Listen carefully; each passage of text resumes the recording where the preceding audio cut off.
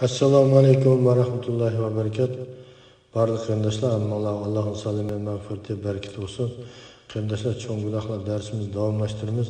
69-cho'ng gunoh musulmonlarga qarshi josuslik qilish va ularning ojiz nuqtalarini dushmanga ko'rsatib qo'yish. A'udzu billahi minash shaytonir rojim. Bismillahirrohmanirrohim. Bu haqda Hatib ibn Abu Balta'ning vaqaligi bayon qilingan hadisga murojaat qilishga to'g'ri keldi. Umar roziyallohu anhu Hatib ibn Abu Balta'ni josuslik qilganligi uchun o'ldirmoqchi bo'ldi. Ammo Hatib ibn Abu Balta Badr urushi qatnashganligi uchun payg'ambar sallallohu alayhi vasallam Umar roziyallohu anhuni uni o'ldirishdan to'sdi. Agar josusning qilmishi ig'ir bo'lib, islom dinini va musulmonlarni ojizlatish, ularni o'ldirish, asir elish, bulash va shuningga o'xshagan ishlarni keltirib chiqarish bo'lsa, bu yer yuzida buzg'unchilik qilish, ziroat va o'simliklarga, jonliqlarga ziyon selish harakatlari hisoblanib, uni o'ldirish muayyanlashidir. Shuning bilan birga u qattiq azobga duchor bo'ldi. Allohdan afv va amonlik tilaymiz. Bunday kishilarni bo'lib qolishdan Alloh taolo saqlasin. Alloh taolo barliq qarindoshlarimizni musulmonlarga qarshi josuslik qilishdan va musulmonlarning ojizlik nuqtalarini dushmanga ko'rsatib berishdan, setishdan, dushman uchun musulmonlarning ziyniga xizmat qilishdan saqlasin. Shuni eskartib o'tish kerakki, har qanday aql egisi chaqimchilik qilishning nihoyatda cho'ng gunoh va harom ishlardan ekanligini bilginidek, musulmonlarga qarshi josuslik qilishning uningdan ig'ir cho'ng gunoh ekanligini yaxshi bilish kerak, ham yaxshi biladi.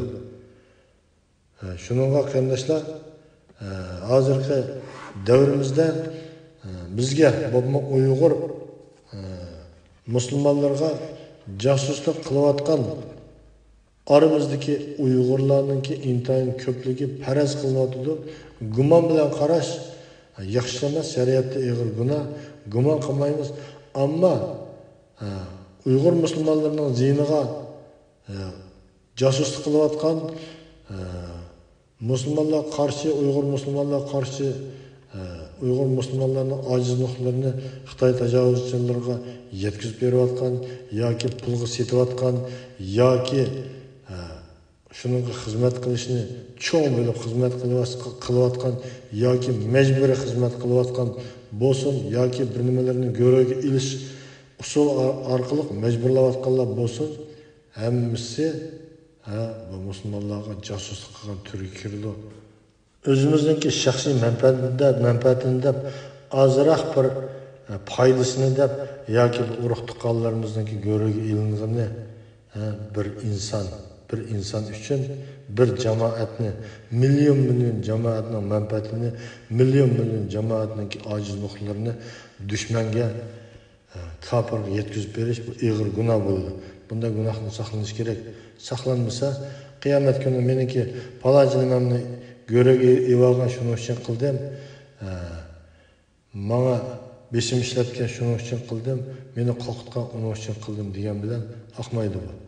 Ahmaydi. Shuninga bunday ishlardan o'zimizni nariroq tortib, faqat bir Allohdan qo'rqishimiz kerak, bandadan qo'rqmasligimiz kerak. Shu vaqtda bizningki dinimiz mustahkam bo'ldi.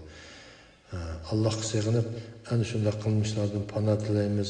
Barliq qarindoshlarimizni ana shunday qilmishlarga duchor bo'lib qolishdan Allohdan panoh tilaymiz. Allohdan to'g'ri yo'lga boshlashini, haq ustida mustahkam turishini, Allohdan qo'rqib, bandadan qo'rqmaydigan ahli sunna val jamoa aqidasidagi taqvodor mu'min musulmonlardan bo'lishini tilaymiz. Darslarimizni Alloh taolo manfaatli qilib bersin.